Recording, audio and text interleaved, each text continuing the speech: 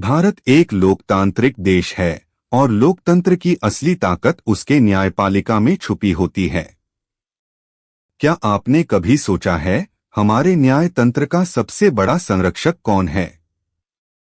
वो हैं भारत के मुख्य न्यायाधीश यानी chief justice of India CJI.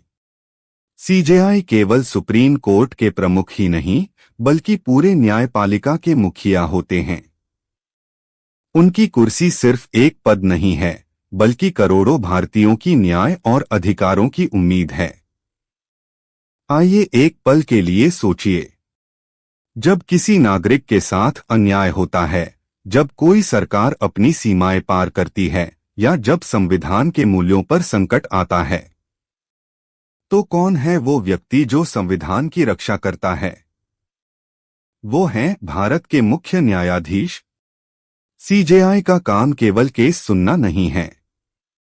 उनका असली दायित्व है संविधान की आत्मा को जीवित रखना।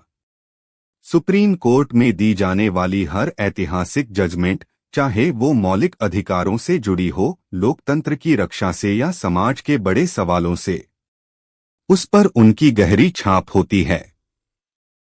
भारत के मुख्य न्यायाधीश की नियुक्ति राष्ट्रपति द्वारा की जाती है, लेकिन यह परंपरा है कि सुप्रीम कोर्ट के सबसे वरिष्ठ जज को ही सीजेआई बनाया जाता है। उनका कार्यकाल भले ही कुछ सालों का होता है, लेकिन उनके फैसले आने वाली पीढ़ियों को प्रभावित करते हैं। भारत के इतिहास में कई महान मुख्य न्यायाधीश हुए जिन्होंने न केवल न्याय दिया बल्कि लोकतंत्र को मजबूत किया।